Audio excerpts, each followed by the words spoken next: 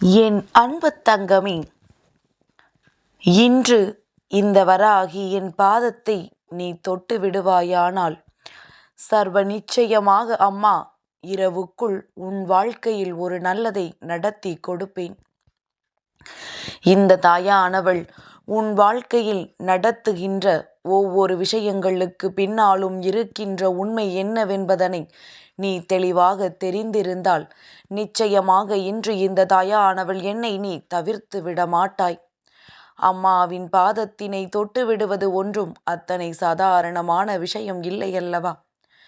நான் என்னுடைய கருவறையிலிருந்து உன்னோடு பேசிக் கொண்டிருக்கிறேன் என்பதனை முதலில் நீ உணர்ந்து கொள்ள வேண்டும். என் பிள்ளைக்கு வாழ்க்கையில் கிடைக்கின்ற மிக பெரிய பாக்கியம் அல்லவா? என் தங்கமே, தாயானவளின் அன்பு அத்தனை பெரிது. இந்த வராகியின் அன்பு அதை விட பெரியது. நான் எப்பொழுதும் உன்னோடுதான் இருந்து கொண்டிருக்கின்றேன். உன்னை பெற்றவர்கள் கூட உன்னை விட்டு சில அடி தூரம் விலகி நிற்க வாய்ப்பு இருக்கின்றது. ஆனால் ஒரு தாயாக இந்த வராகி உன்னை விட்டு ஒரு அடி கூட நகர்வது கிடையாது. ஏனென்றால் அம்மா உன் வாழ்க்கையில் இருந்து ஒரு அடி நகர்ந்து விட்டாலும் கூட உனக்கு ஏதேனும் பிரச்சனைகள் வந்துவிடுமோ அல்லது ஏதேனும் கஷ்டங்கள் தொடர்ந்து விடுமோ என்கின்ற பயத்தினால்தான் உன் அம்மா உன்னை விட்டு செல்வது கிடையாது. என் குழந்தை, அந்த நேரத்தில் தனியாக தவிப்பாயல்லவா? வாழ்க்கையில் உன்னை சுற்றி நடக்கின்ற விஷயங்களை கண்டு மனம் பதைத்து விடுவாயல்லவா? அதனால்தான் இந்த வராகி எப்பொழுதும் உன்னை விட்டு நகராமல் நின்று கொண்டிருக்கின்றேன். எனக்கு என் பிள்ளை எப்பொழுதுமே மனதிற்குள் சந்தோஷத்தோடு இருந்து விட்டால் போதும். சுற்றி நடப்பதையெல்லாம் நம் தாய் பார்த்து கொள்வாள் என்கின்ற நம்பிக்கையோடு நீ இருந்து விட்டால் போதும். என்றென்றைக்கும் உன்னை காக்க இந்த அம்மா ஓடோடி வருவேன் என்பதனை நீ மறந்து விடாதே. வராகியினுடைய பாதத்தினை காண்கின்ற பாக்கியம் உனக்கு கிடைக்கிறது என்றால் நிச்சயமாக என் பிள்ளை இந்த வாழ்க்கையில் ஏதோ ஒரு மிகப்பெரிய நல்ல சக்தி ஒன்றினை நீ உன் அருகில் எப்பொழுதும் உடன் வைத்திருக்கிறாய் என்று அர்த்தம். அது இந்த வராகியாக இருக்கலாம் அல்லது உன்னுடைய குலதெய்வமாக இருக்கலாம். ஏதேனும் ஒரு சக்தி எப்பொழுதும் உனக்கு துணையாக இருக்கின்றது என்பதனை முதலில் நீ உணர்ந்து கொள். என் பிள்ளையே, நல்லது செய்கின்ற பிள்ளைகளுக்கு வாழ்க்கையில் எப்பொழுதுமே நல்லது மட்டும்தான் நடக்கும். நடக்கின்ற கெடுதல் கூட உனக்கான நல்ல விஷயத்தை உன் கைகளில் கொடுப்பதற்காக மட்டுமே நடக்கும் என்பதனை நீ புரிந்து கொண்டால் போதும். என் பிள்ளை, சூழ்நிலைகள் உனக்கு எதிராக திரும்புகிறது என்றால் அந்த நேரம்தான் நீ விழித்து கொள்ள வேண்டும். ஏதோ ஒரு விஷயம் இப்பொழுது உன் வாழ்க்கையில் நடக்கப் போகின்றது.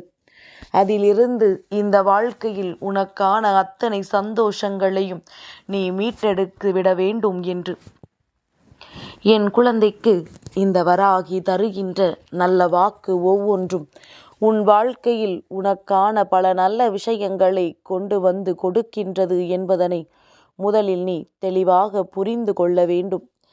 என் பிள்ளை, எத்தனை நாள்தான் இப்படியும் இருந்துவிட முடியும்? இதே கஷ்டத்தில் எத்தனை காலம் வாழ்ந்துவிட முடியும்? எல்லா கஷ்டங்களிலும் இருந்தும் ஒரு நாள் நிச்சயமான விடுதலை என்ற ஒன்று உண்டு. எல்லாவற்றிற்கும் தீர்வு என்ற ஒன்று உண்டு. இந்த தீர்வுகளை நீ பெற வேண்டும் என்றால் நிச்சயமாக என் குழந்தை மனதிற்குள் எந்த ஒரு சந்தேகமும் இல்லாமல், வாழ்க்கையை பற்றிய எந்த ஒரு கவலைகளும் இல்லாமல் நிம்மதியான வாழ்க்கையை வாழ வேண்டும். என் பிள்ளை, மனதிற்குள் நீ வைத்திருக்கின்ற உன்னுடைய கஷ்டங்களுக்கு எல்லாவற்றிற்குமே ஒரு விடிவு காலம் வேண்டும் என்று நீ விரும்புவாயானால் முதலில் தெய்வத்தை நம்ப வேண்டும். அம்மாவின் பாதத்தை தொட்டால் நல்லது நடக்கும் என்று நீ மனதில் சந்தேகத்தோ ஒருபோதும் தொடக்கூடாது. அம்மாவின் பாதத்தை தொட்டால் நமக்கு நல்லது நடந்தே தீரும் என்கின்ற நம்பிக்கை உனக்குள் இருந்தால் மட்டுமே நீ என் பாதத்தினை தொட வேண்டும். அப்படி தொட்டால் மட்டும்தான் உன்னை சுற்றி நடக்கின்ற நல்ல விஷயங்களை எல்லாம் உன்னால் புரிந்து கொள்ள முடியும். என் தங்கமே, வாழ்க்கையில் வேதனைகள் அதிகமாக வந்துவிட்டது என்றால் தெய்வத்தின் பாதத்தை சரணடைந்து விடு என்று சொல்வதற்கு அர்த்தம் என்ன? என்னுடைய பாதத்தில் உன்னுடைய கண்ணீர் துளிகள் அங்கே படிந்து விட்டது என்றாலே அம்மா உன்னை நிச்சயமாக காத்திடுவேன்.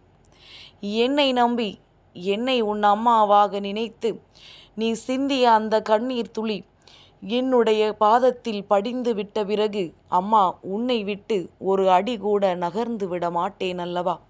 அதைத்தான் இத்தனை காலமும் நானும் செய்து கொண்டிருக்கின்றேன். கஷ்டம் வருகிறது என்று என் பிள்ளை வேதனைப்படுகிறாய் என்றால் அந்த கஷ்டத்தில் உன்னோடு நானும் தான் பயணிக்கின்றேன். நீ தனியாக எதுவும் செய்யவில்லை என்பதனை முதலில் நீ புரிந்து கொள்ள வேண்டும். வாழ்க்கையில் நடக்கின்ற எல்லா செயல்களுக்கு பின்னாலும் உனக்காக இந்த வராகி துணை நிற்கின்றாள் என்பதனை புரிந்து கொள். யார் என்ன சொன்னாலும், யாருடைய வார்த்தைகள் எதுவாக இருந்தாலும் உன் மனதினை காயப்படுத்தி விடாதபடி நீ எப்பொழுதுமே சந்தோஷமாக இருக்குவதற்கு பழகிக்கொள். அடுத்தவர்களின் வார்த்தைகளை காயம் கொண்டால் மீண்டும் மீண்டும் அதையே தான் அவர்கள் செய்ய துணிந்து நிற்பார்கள். என் பிள்ளையே, இதையெல்லாம் கண்டுகொள்ள ஆரம்பித்து விட்டோமானால் வாழ்க்கையில் நடக்கின்ற எதுவுமே நிச்சயமானதாக உனக்கு தோன்றாது. ஏதோ ஒரு கட்டத்தில் உன் மன நிம்மதியை அவையெல்லாம் சேர்ந்து சீர்குலைத்து விடும். அதனால் எந்த நேரத்தில் இந்த வாழ்க்கை உனக்கு தர நினைப்பதை எப்படி தருகின்றது என்பதனை புரிந்து கொண்டு அதற்கு ஏற்றாற்போல உன்னை நீ மாற்றிக்கொள்ள வேண்டும். மற்றவர்களுக்காக உன்னை நீ ஒருபொழுதும் மாற்றிக்கொள்ளாதே. என் பிள்ளைக்கு என்ன நடந்தாலும் அதில் இருக்கின்ற உண்மையான அர்த்தத்தை நான் நிச்சயமாக புரிய வைப்பேன். யாரால் இந்த வாழ்க்கை உனக்கு இப்படி ஆனது என்பதனை உணர்ந்தால் நிச்சயமாக நீ மீண்டும் மீண்டும் எந்த தவறுகளையும் செய்துவிட மாட்டாய். என் பிள்ளையே, உடனிருந்து கொண்டு செய்கின்ற துரோகங்கள் இங்கே பலருக்கு அதிகமாக நடக்கின்றது.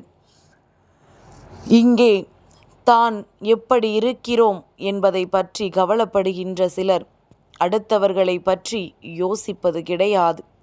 இன்னும் சிலர் வித்தியாசமான குணங்களோடு இருக்கின்றார்கள். எப்படி தெரியுமா?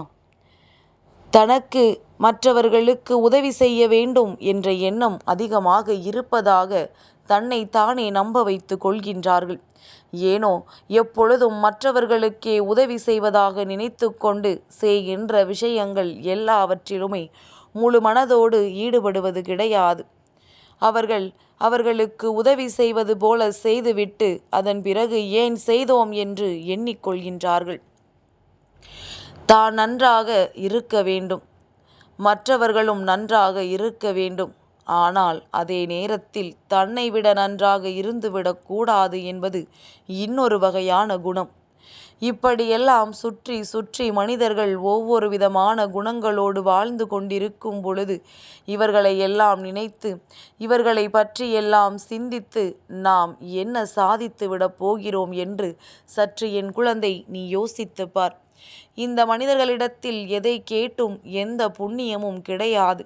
இவர்கள் யாருக்கு எதை செய்தும் அதனால் யார் எந்த பலனும் அடையப் போவதும் கிடையாது.